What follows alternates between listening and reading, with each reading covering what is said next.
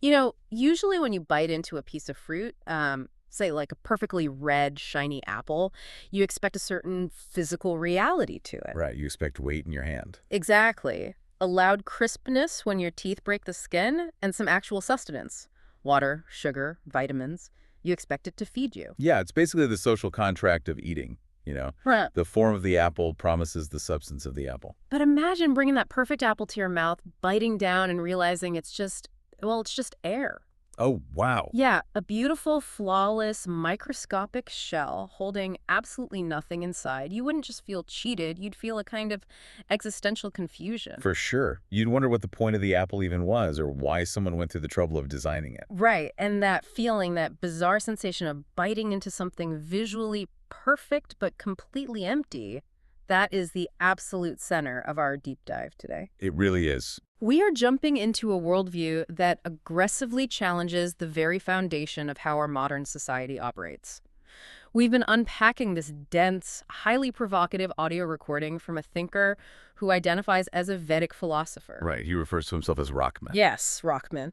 And his ultimate diagnosis of our world is exactly that hollow apple. From the way we integrate AI into our lives, to why we sweat at the gym, all the way up to the geopolitics of war, he argues that we are a civilization basically running on fumes. We have the wrapper, but we've completely lost the actual substance. Exactly. And what makes his critique so compelling, even if you find it really harsh, is this rigid binary he uses to measure everything. Yeah, he's very black and white about it. On one side, he places what he considers true philosophy. And in his framework, this is rooted entirely in concrete substance, holistic images, and purposeful action. And on the exact opposite side. On the opposite side is what he calls demagoguery, which is driven by empty wordplay, theatrical performance, and just pure illusion. But to really grasp the mechanics of this worldview, we can't start with modern politics or AI. We actually have to trace this back to the literal root of the word philosopher. Right, which requires correcting the historical record, at least according to the source. Yeah, he claims there was a massive historical divergence that fundamentally corrupted modern thought, because we are normally taught that the Greeks are the undeniable founders of philosophy, right? Right, that's the standard textbook answer. But Rachman pushes it back much further to an ancient Iranian concept called Mazdayasna. And that shift in geography and timeline, it changes everything about the definition. It completely reframes it.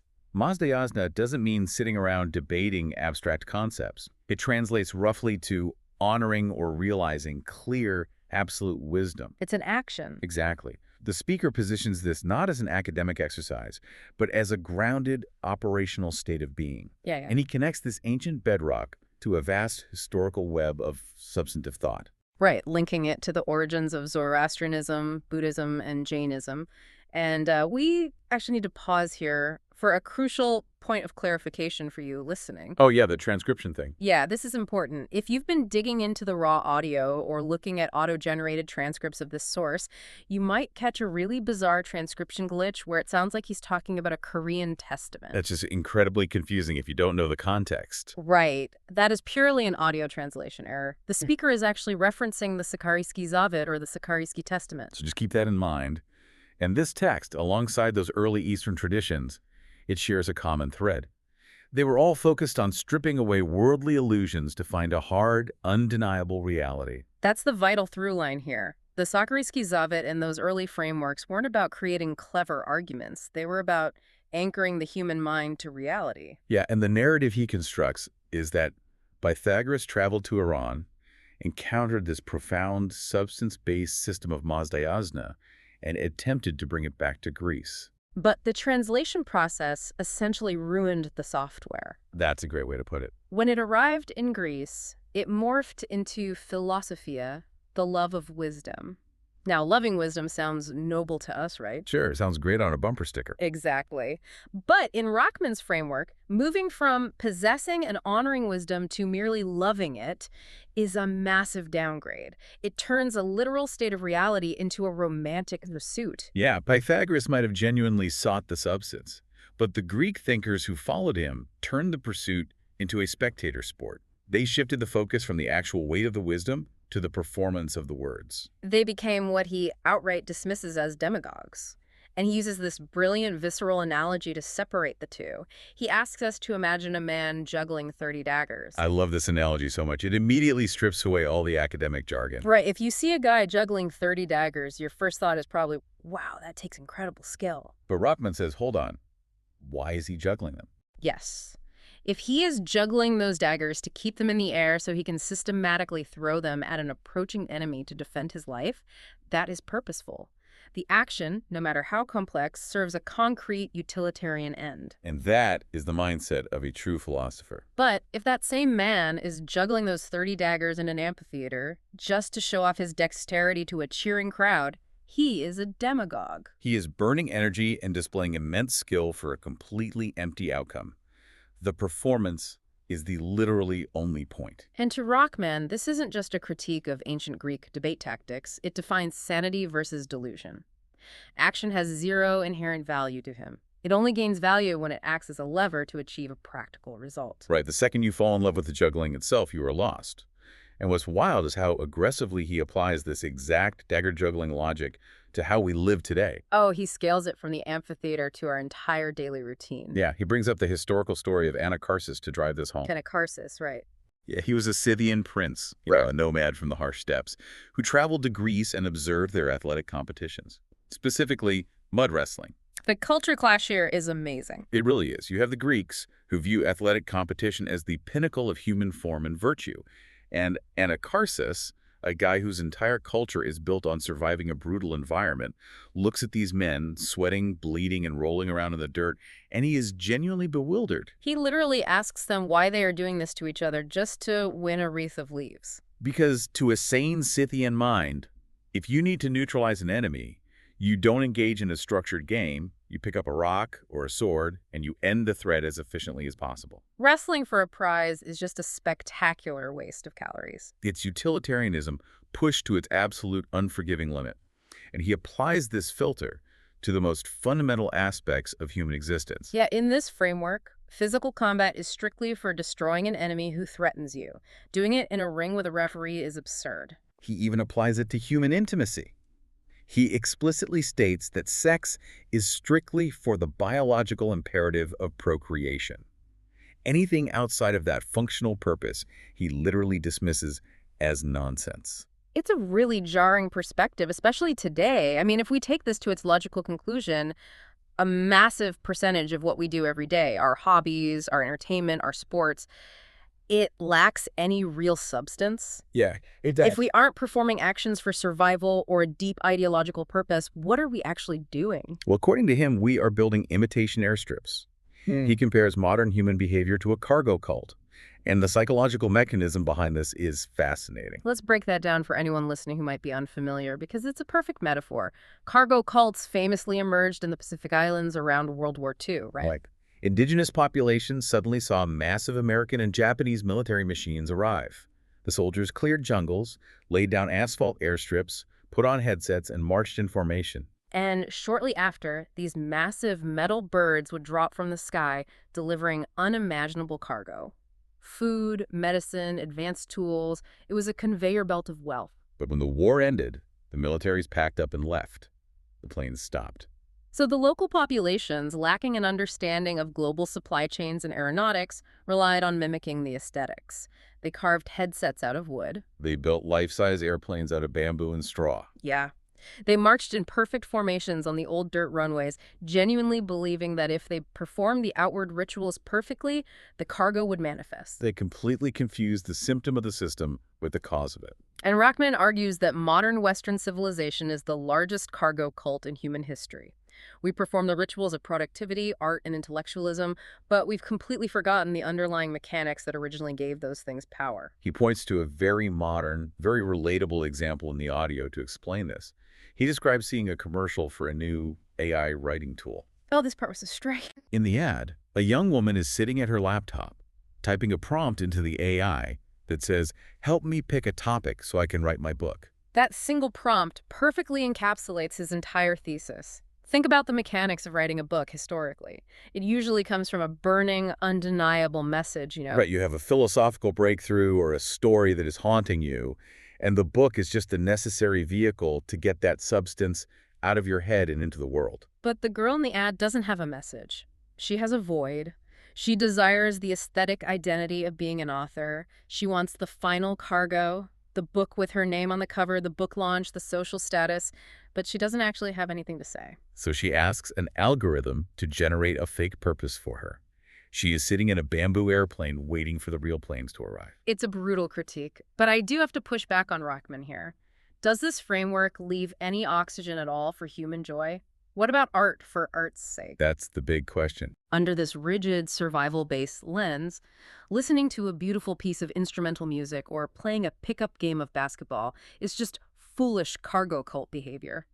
Is he seriously arguing that life must be stripped down to raw biological utility? Well, if we follow his logic to the letter, yes he is. To him, what we defensively call art for art's sake is just a polite term for dagger juggling. Wow. It's an excuse to avoid the hard work of substantive action. And this isn't just about critiquing an individual's weekend hobbies. He believes that when billions of people adopt this aesthetic-first mindset, the individual emptiness scales up to create an entirely hollow, global infrastructure. He calls it the fat-free civilization. He defines the modern world as a beautifully designed, orderly wrapper with absolutely nothing inside. And the examples he uses to illustrate this are intentionally visceral. He points to sugar-free cola and fat-free meat. Think about why those products exist. We want the sensory dopamine hit of the sweetness or the savory taste of the fat, but we completely engineer away the biological consequences, the calories, the substance. We want the illusion of eating without the reality of digestion. Exactly. And he applies the same logic to sex with condoms, separating the act from the biological consequence. And then he points his lens at culture, specifically modern pop music. Oh, the pop music critique is fascinating. The technology behind a modern pop track is staggering. The synthesizers, the vocal tuning, the spatial audio, it's an architectural marvel of sound design. But when you look at the lyrics, the actual message being delivered through this billion-dollar infrastructure, it's entirely banal. He jokes that it's just repeating "I love you because I love you." It is a spectacular auditory wrapper containing a spiritual void. He even extends this critique of hollowness to our oldest, most deeply entrenched institutions. His view on the modern Catholic Church is particularly sharp. Yeah, he doesn't look at the Pope and see a terrifyingly powerful spiritual leader wielding divine ambition or guarding profound mysteries. He describes him essentially as a wealthy pensioner. Right. He views him as a glorified museum curator. A guy surrounded by ancient art and servants, comfortably managing the slow, managed decline of an aesthetic. But why does Rachman think it got this bad? Because he looks back at history, even at religious systems he fundamentally disagrees with, like ancient Judaism or certain sects of Hinduism, and he sees immense spiritual gravity. A real weight. Exactly. He sees societies built on profound depth, dangerous initiations, and a terrifying closeness to reality. Today, everything has been sanded down, pasteurized, and flattened into a safe, digestible product meant only for mass consumption. Which naturally leads us to ask, what is his solution? If modern society is just shuffling empty words around a bamboo runway, how does a true philosopher actually process the world? This is where his theory crosses over into his own brand of cognitive science. He argues that true Vedic philosophy, the kind rooted in substance, does not operate using words. Wait, really? Yeah, he claims it operates entirely in holistic, multidimensional images. Now, when he says images, he doesn't just mean picturing an apple in your head, right? No. He means a massive, interlocking conceptual structure. He uses the example of the 9 foundations of spiritual development. To a demagogue, that's just a list of 9 sentences to memorize. Just words. Right. But to a true philosopher, it is a single, massive architectural blueprint built on thousands of years of human trial and error. Words are just the frustrating low-bandwidth tools we are forced to use to try and compress those massive images into something we can push through the air into someone else's ear. So the Greeks, the demagogues, they abandoned the image and just started playing with the low-bandwidth words. Exactly. And because of this distinction between thinking in images versus thinking in words, Rachman makes an incredibly bold prediction about the future of neurotechnology. Yes, the brain chips. He believes the development of direct brain-to-brain neural interfaces will be the ultimate vindication for his worldview. Think about the mechanics of a brain chip. If you can transmit a cognitive state directly into another person's mind, you completely bypass the bottleneck of language. For people who think in deep, substantive images, it will be a revolution. You can instantly share the full weight of a concept. But for the demagogues, the word jugglers, this technology will be catastrophic. Because it will expose the fact that there is nothing behind the curtain. If you plugged a cable into a demagogue's mind and downloaded their thoughts, you wouldn't find a cohesive worldview. You'd just find a messy pile of vocabulary words. Just isolated data points. And this brings up an analogy derived from the source that I absolutely love. It's the difference between a jigsaw puzzle and a game of dominoes. Okay, lay it out for us. A true philosopher's mind operates like a jigsaw puzzle. Every piece, every concept has a specific shape that locks into another piece to eventually build a discernible, unified picture. Makes sense. But a demagogue's mind operates like a game of dominoes. They take one word, say freedom, and they link it to another word that sounds similar or shares a vague theme, like destiny. They create this long, winding chain of dominoes that looks like a complex line of thought, but it never actually builds a picture. It's just a chain of nothingness. Yeah. That is the perfect visualization of his cognitive theory. But Rachman argues that these domino chains aren't just annoying, they are actively lethal. And this brings us out of the realm of theoretical brain chips and into the very devastating present. And it is so important to pause here. We are going to look at how the speaker applies this framework to the real world, specifically the geopolitics of the ongoing war in Ukraine. Right. And we need to make it absolutely strictly clear to you listening that our deep dive today is merely reporting the speaker's views on a very politically charged topic. We are not endorsing them, we are just dissecting the mechanics of his argument. Exactly. To him, this is an abstract philosophy. He views empty words as having literal, kinetic consequences on the battlefield. He contrasts two specific historical figures to show how this plays out. On the side of the jigsaw puzzle, the philosophy of substance, he points to Konstantin Tsiolkovsky. The pioneer of astronautics. Right. Tsiolkovsky was dealing in heavy theoretical physics, but his ideas were concrete. He wrote down mathematical calculations that engineers physically manifested into metal rockets. Tsiolkovsky's philosophy wasn't empty words. It was a blueprint that literally launched human beings into the vacuum of space. It had profound utility. And on the domino side? On the domino side, he points to the contemporary Russian political philosopher Alexander Dugin and traces Dugin's intellectual DNA back to the French philosopher Teilhard de Chardin. Oh, interesting. Teilhard de Chardin was known for blending theology with evolution, creating highly esoteric, abstract concepts like the noosphere. And Rachman views Dugin's concepts, like his fourth political theory, as the ultimate weaponized domino chain. Dugin takes these massive, mystical-sounding concepts and builds a political ideology out of them. But Rachman argues it's just a fog. By throwing out endless, confusing, interconnected terms, Dugin scatters the critical thinking of the public. And this is where the causality kicks in. When the public is confused and disoriented by this fog of words, it bypasses their rational defenses. It allows deep, unconscious, destructive programming to take over. Rachman explicitly argues that these empty esoteric concepts directly manifest as the real-world violence and devastation raining down on the citizens of Ukraine and Georgia. The empty words literally load the guns. The source also analyzes Ukraine's position in this conflict through the exact same lens. He acknowledges that Ukraine has held out against Russian aggression because the Ukrainian people possess a deep historical spiritual potential. But, in keeping with his critique of the West, he argues Ukraine is actually hamstringing itself by integrating so deeply into the fat-free, hollow modern civilization we talked about earlier. He views that integration as a dilution of their true strength. And his prescription for how Ukraine, which he refers to historically as Kiev or Rus, should operate, relies on a final, brutal analogy regarding the Scythians. He recounts a historical precedent where Scythian rulers returned from a long campaign to find their subjects in open rebellion. And when the Scythians tried to fight these rebels on equal terms, peer-to-peer with swords, they took heavy losses. The mechanics of treating the rebels as equals just wasn't working. So they radically shifted their psychological framework. They put away their swords and brought out their horsewhips. Wow. By doing this, they stopped fighting as equal combatants and asserted a hierarchical dominance. They used the whip to remind the rebels who the father was. It is an incredibly intense, dominant mindset. But Rachman argues that Ukraine must adopt this exact, unyielding Vedic mentality. He believes they cannot simply fight Moscow as a military peer. They must assert their historical foundational primacy and view the conflict as punishing a rebellious subject. It perfectly distills his entire philosophy. Whether you are throwing a dagger, writing a book, or fighting a war, you cannot operate in the realm of aesthetic performance or equal exchange. You must act with absolute historical purpose and unyielding substance. It forces a really uncomfortable kind of self-examination, honestly, regardless of your politics or your history. And that brings our deep dive full circle today. It really does. Rachman challenges us to look closely at the fabric of our own lives.